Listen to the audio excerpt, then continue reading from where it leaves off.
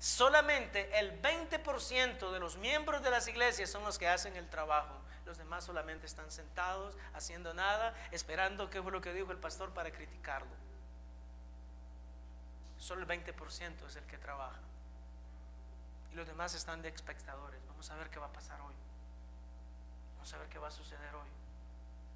Pero déjeme decirle que la iglesia de Éfeso no era así. La iglesia de Éfeso, la mayoría de los hermanos, si usted le preguntaba, ¿qué estás haciendo en la iglesia? No, yo pertenezco al ministerio tal. ¿Y qué estás haciendo en la iglesia? Yo estoy trabajando en esto específicamente. ¿Qué es lo que estás haciendo en la iglesia? Yo le sirvo al Señor en la iglesia de esta manera.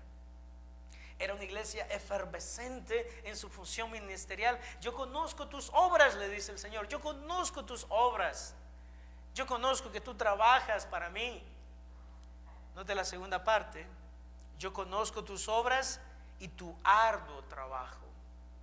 No solamente la iglesia era efervescente en su función ministerial, sino que era una iglesia comprometida en trabajar para Dios. Arduo trabajo en el idioma original significa, amados hermanos, de que no solamente los hermanos estaban sirviendo en un ministerio, pero que también lo hacían con interés, lo hacían con ahínco, lo hacían con entrega, lo hacían con esfuerzo, lo hacían con sacrificio. Si usted era del ministerio de los niños, por ejemplo, los hermanos hacían todo lo necesario para que ese ministerio fuera triunfante.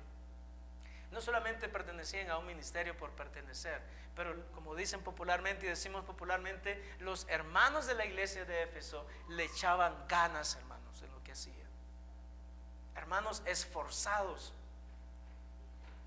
hermanos que tomaban en serio su ministerio, que no importaba cuántas horas tenía que meterle al ministerio, ellos estaban dispuestos a meter todo el tiempo, todo el esfuerzo, toda la energía, todos los recursos, todo su tiempo, todo su dinero para que los ministerios florecieran. Esa era la característica de la iglesia de Éfeso. Pero la iglesia de Éfeso no solamente era una iglesia efervescente, no solamente era una iglesia comprometida en trabajar para Dios y trabajar arduamente, la iglesia de Éfeso también era una iglesia sufriente. Note lo que dice la Biblia: yo conozco tus obras y tu arduo trabajo y paciencia. Paciencia. La iglesia tenía que tener paciencia porque las situaciones eran adversas, porque habían dificultades, porque tenían que lidiar con la opresión del imperio, porque tenían que lidiar con la persecución de la iglesia, porque no era fácil ser cristiano en ese tiempo como ahora lo es. Amados hermanos, déjenme decirle de que la iglesia de Éfeso era ejemplo para todos nosotros. Una iglesia especial, una iglesia singular. Pero la iglesia de Éfeso no solamente era efervescente, no solamente era comprometida, no solamente era sufriente, también era una iglesia disciplinada. Note lo que dice la Biblia: yo conozco tus obras y tu arduo trabajo y paciencia, y que no puedes soportar a los malos.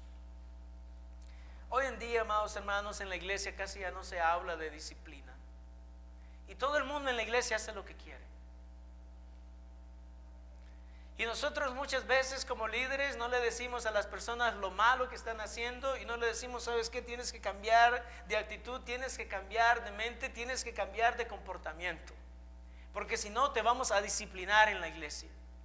Ya casi no se oye de disciplina en este tiempo, pero la iglesia de Éfeso era una iglesia que disciplinaba a las personas. Cuando alguien andaba haciendo lo malo, no simplemente, no importa, Dios acepta a todo el mundo como es.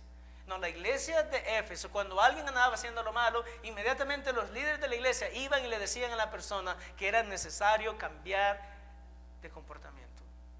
Era una iglesia disciplinada, una iglesia que disciplinaba, una iglesia que le decía a las personas lo que estaba mal con ellos. Hoy en día, amados hermanos, lamentablemente es algo que hemos perdido, pero tenemos que recuperarlo si quisiéramos ser como la iglesia de Éfeso, como la iglesia de Cristo, como la iglesia de Dios. Vamos a tener que aprender a exhortar más. Vamos a tener que aprender a decirle a la persona lo que está mal, en amor, con respeto, con cariño, pero dejárselo saber. Dejarle saber de que tal vez el comportamiento que tienen no es correcto delante de Dios, no es correcto delante de los ojos de la iglesia. Vamos a tener que aprender a disciplinar a las personas. Pero la iglesia de Éfeso no solamente tenía efervescencia en lo que hacía, No solamente era una iglesia comprometida, no solamente era una iglesia sufriente, no solamente era una iglesia disciplinada, pero era una iglesia que tenía discernimiento espiritual. Note lo que dice la Biblia: yo conozco tus obras y tu arduo trabajo y paciencia, y que no puedes soportar a los malos, y has probado a los que se dicen ser apóstoles y no lo son, y los has hallado mentirosos. Déjeme explicarle lo que estaba sucediendo. Déjeme decirle qué significa en este tiempo. En la iglesia de Éfeso habían ciertas personas que venían y decían: yo soy apóstol de Jesucristo. Cuando una persona llegaba a la iglesia de Éfeso y decía tal cosa, la iglesia lo dejaba hablar al individuo. Ok, di lo que tienes que decir. Habla, no hay ningún problema. Tú puedes decir lo que quieres. Pero después ellos hacían el análisis si realmente esa persona era apóstol. Y déjeme decirle que hasta el año 150 después de Jesucristo, muchas personas se autoproclamaron como apóstoles, diciendo: nosotros somos apóstoles de Jesucristo. Pero déjeme decirle de una manera convincente, amados hermanos, porque esto ahora está tomando vida nuevamente. Tal vez usted ha oído hablar de los nuevos apóstoles en este tiempo. Ahora hay nuevos profetas, ahora hay nuevos apóstoles. Déjeme decirle algo y déjeme aclararlo bien. Escúcheme con atención lo que le voy a decir en esta mañana. Los apóstoles, al estilo de los 12 apóstoles de Jesucristo y al estilo del apóstol Pablo, en este tiempo no existen. No existen. Cuando el Señor definió quiénes iban a ser sus apóstoles, y cuando el Señor llamó al apóstol Pablo, hasta ese día dejaron de existir los apóstoles. Escuche con atención para que no se confunda. Al estilo de los apóstoles de Jesucristo, no existen apóstoles en este tiempo. Si existen hombres de Dios, si existen mensajeros de la palabra de Dios, que nosotros le llamamos misioneros en este tiempo, pero el problema es que estos obreros fraudulentos contemporáneos ni siquiera quieren ser misioneros de Dios, solamente quieren decir que son apóstoles y reclamar autoridad apostólica, cuando en la realidad no tienen ninguna autoridad apostólica. Y usted debe de tener cuidado con ellos. La iglesia de Éfeso, cuando estos mentirosos vinieron, la iglesia de Éfeso los dejó hablar. Hablan, digan todo lo que quieran, pero ahora dejen y permitan que nosotros los analicemos. Y a la conclusión que hemos llegado es que ustedes lo que son obreros fraudulentos, mentirosos. Ustedes no son apóstoles, ustedes son obreros fraudulentos. Amados hermanos, déjeme decirle que la iglesia de Éfeso, para mí, desde mi punto de vista, y ya vamos llegando a la última característica, era una iglesia que tenía discernimiento espiritual. ¿Cuánto no necesitamos nosotros en esta iglesia tener discernimiento espiritual? Noten el verso número 6 lo que dice: pero tienes esto, que aborreces las obras de los nicolaitas, las cuales yo también aborrezco.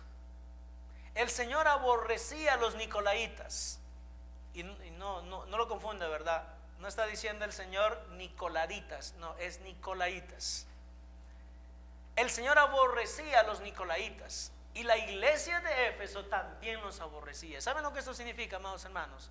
Que todo lo que el Señor aborrece, también nosotros lo debemos de aborrecer. Todo lo que al Señor le desagrada, también a nosotros nos debe de desagradar. Todo lo que el Señor no acepta, tampoco a nosotros debemos de aceptarlo. Pero ¿quiénes son estos odiados, estos nicolaitas? La palabra nicolaita es una transliteración de dos palabras. La palabra transliteración significa simplemente cuando algo no se traduce a un idioma.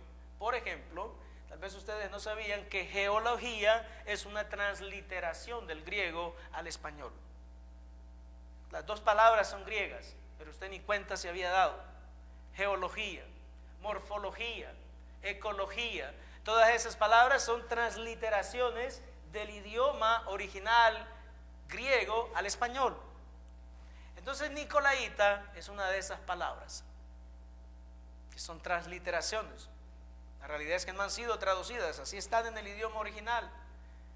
Pero déjeme decirle lo que significa. La palabra nicolaita es una palabra compuesta y viene obviamente de dos palabras. La primera es Nikao, que significa conquistar, y la segunda es